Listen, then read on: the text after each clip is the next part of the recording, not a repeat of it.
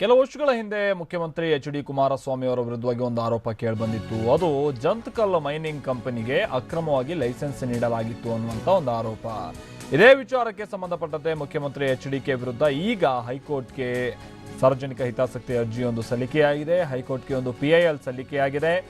ದಾವಣಗೆರೆಯ ಹರೀಶ್ ಹಳ್ಳಿ ಅನ್ನೋರು ಈ PIL ಅನ್ನ ದಾಖಲಿಸಿದ್ದಾರೆ ಅನ್ನೋದು ಗೊತ್ತಾಗ್ತಾ ಇದೆ.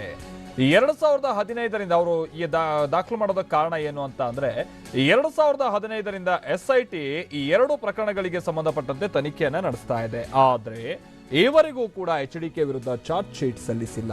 2017ರಲ್ಲೇ ಚಾರ್ಜ್ ಶೀಟ್ ಸಲ್ಲಿಸೋದಕ್ಕೆ ಸಿದ್ಧ ಇದ್ರೂ ಕೂಡ ಆಗ್ಲೂ ಸಲ್ಲಿಸಲಿಲ್ಲ.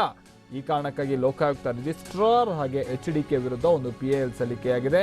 ಕೂಡಲೇ ಚಾರ್ಜ್ ಶೀಟ್ ಅನ್ನ ದಾಖಲಿಸೋದಕ್ಕೆ ಒಂದು ಮನವಿಯನ್ನ ನಿರ್ದೇಶನ ಕೊಡಬೇಕು ಅಂತ ಒಂದು ಮನವಿಯನ್ನ ಕೂಡ ಮಾಡಿಕೊಳ್ಳಲಾಗಿದೆ ಅನ್ನೋದು ಗೊತ್ತಾಗ್ತಾ ಇದೆ. ರಮೇಶ್ ನಮ್ಮ ಪ್ರತಿನಿಧಿ ಇದಕ್ಕೆ ಸಂಬಂಧಪಟ್ಟಂತೆ ಮತ್ತಷ್ಟು ಡೀಟೇಲ್ಸ್ ಅನ್ನ ಕೊಡ್ತಾರೆ. ರಮೇಶ್, ಇದೇನಾದ್ರೂ ಮುಖ್ಯಮಂತ್ರಿಗಳಿಗೆ ಸದ್ಯ ಕಂಟಕ ತರುವಂತ ರೀತಿಯಲ್ಲಿ ಮೇಲ್ನೋಟಕ್ಕೆ ಏನಾದ್ರು ಕಾಣಿಸುತ್ತಾ ರಮೇಶ್? ಏನ್ ಕತೆ? ಚಾರ್ಜ್ ಶೀಟ್ ಆದ್ರೆ ಮಾತ್ರ ಮುಖ್ಯಮಂತ್ರಿಗಳಿಗೆ ತೊಂದರೆ ಆಗಬಹುದು. ಯಾಕಂದ್ರೆ 2007ರ ಪ್ರಕರಣ ಇದೆ. 2007ರಲ್ಲಿ ಅವರು ಮುಖ್ಯಮಂತ್ರಿ ಆಗಿದ್ದಾಗ ಅಧಿಕಾರದ ಕಡೆಯ ಅವಧಿಯಲ್ಲಿ ಜಂತಕಲ್ ಮೈನಿಂಗ್ ಕಂಪನಿಗೆ ಅನುಕೂಲ ಮಾಡಿಕೊಟ್ರು. ಅಂದ್ರೆ ಗಂಗಾರಾಮ್ ಬಡೇರಿಯಾ ಅನ್ನುವಂತ ಅಧಿಕಾರಿ ಏನಿದ್ದಾರೆ ಅವ್ರಿಗೆ ಪ್ರೆಷರ್ ಹಾಕಿ ಅವರೊಂದು ಟಿಪ್ಪಣಿ ಬರೆದಿದ್ರು. ಈ ರೀತಿ ಪ್ರೆಷರ್ ಇದೆ ಅಂತ ಹೇಳಿ ಒಂದು ಟಿಪ್ಪಣಿ ಬರೆದಿದ್ರು, ದೂರವಾಣಿ ಮೂಲಕ ಪ್ರೆಷರ್ ಇದೆ ಅಂತ ಹೇಳಿ. ಹೀಗಾಗಿ ಅದನ್ನ ಆಧರಿಸಿ ಲೋಕಾಯುಕ್ತ ವರದಿಯಲ್ಲೂ ಕೂಡ ಅದರ ರೆಫರೆನ್ಸ್ ಬಂದಿತ್ತು.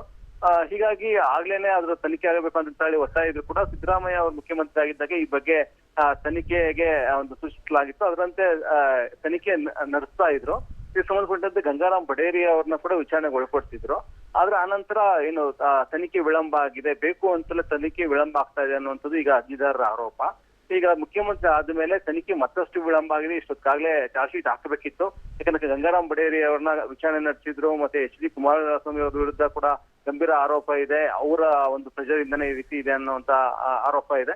ಹೀಗಾಗಿ ಅವರ ಒಂದು ಇದರಿಂದಾಗಿನೇ ಈ ರೀತಿ ಇನ್ನು ಚಾರ್ಜ್ ಶೀಟ್ ಹಾಕಿಲ್ಲ ಅಂತ ಹೇಳಿ ಆರೋಪ ಮಾಡಲಾಗಿದೆ. ಈಗ ಕೋರ್ಟ್ ನಲ್ಲಿ ಇನ್ನು ಇದು ವಿಚಾರಣೆಗೆ ಬಂದಿಲ್ಲ. ಒಂದ್ ವೇಳೆ ಏನಾದ್ರು SIT ಈ ವಿಚಾರದಲ್ಲಿ ಕುಮಾರಸ್ವಾಮಿ ವಿರುದ್ಧ ಚಾರ್ಜ್ ಶೀಟ್ ಏನಾದ್ರು ಹಾಕಿದ್ರೆ ಆಗ ಮಾತ್ರ ಕುಮಾರಸ್ವಾಮಿ ಅವರಿಗೆ ಸಮಸ್ಯೆ ಆಗುತ್ತೆ. ಅದರ್ವೈಸ್ ಒಂದ್ ವೇಳೆ ಏನೊಂದು B ರಿಪೋರ್ಟ್ ಹಾಕಿದ್ರೆ ಅಥವಾ ಯಾವುದೇ ತಪ್ಪು ಇಲ್ಲ ಅಂತ ಹೇಳಿ ರಿಪೋರ್ಟ್ ಹಾಕಿದ್ರೆ ಆಗೇನು ಸಮಸ್ಯೆ ಆಗೋದಿಲ್ಲ.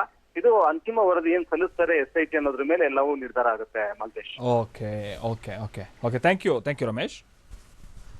ನಾವು ಪ್ರತಿನಿಧಿ ರಮೇಶ್ ಹೇಳಿದಾಗೆ ಇದು ಹಿಂದೆ ಮುಖ್ಯಮಂತ್ರಿಗಳು ಸದ್ಯ ಈಗಿರುವಂಥ ಮುಖ್ಯಮಂತ್ರಿಗಳು ಹಿಂದೆ ಮುಖ್ಯಮಂತ್ರಿ ಆಗಿದ್ದಂಥ ಸಂದರ್ಭದಲ್ಲಿ ಅಂದರೆ 2006-2007ರ ಸಂದರ್ಭದಲ್ಲಿ ಆಗ ಜಂತಕಲ್ ಮೈನಿಂಗ್ ಕಂಪನಿಗೆ ಅಕ್ರಮವಾಗಿ ಲೈಸೆನ್ಸ್ ಕೊಡಿಸೋದಕ್ಕೆ ಪ್ರಯತ್ನ ಪಡಿಸಿದ್ರು ಅನ್ನುವಂಥದ್ದು ಒಂದು ಆರೋಪ.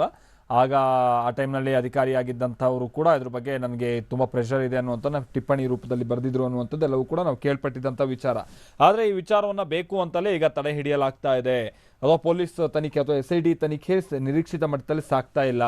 ಇನ್ನೂ ಕೂಡ ಒಂದು ಚಾರ್ಜ್ ಶೀಟ್ ಅನ್ನು ಕೂಡ ದಾಖಲಿಸಿಲ್ಲ ಅನ್ನುವಂಥದ್ದು ಒಂದು ಆರೋಪ ಈಗ ಕೇಳಿ ಬರ್ತಾ ಇರುವಂಥದ್ದು. ಹೀಗಾಗಿ ಕೋರ್ಟ್ ಏನಾದರೂ ಇದ್ರ ಬಗ್ಗೆ ಸೂಚನೆ ಕೊಡುತ್ತೋ ಅಧಿಕಾರಿಗಳಿಗೆ ಮುಂದಿನ ಹಂತದಲ್ಲಿ ನಾವು ಅದನ್ನು ನೋಡ್ತಾ ಹೋಗಬೇಕು. ಚಾರ್ಜ್ ಶೀಟ್ ದಾಖಲು ಮಾಡಿ ಏನಾಗಿದೆ ಏನು ಅನ್ನೋದನ್ನ ವಿಚಾರವಾಗಿ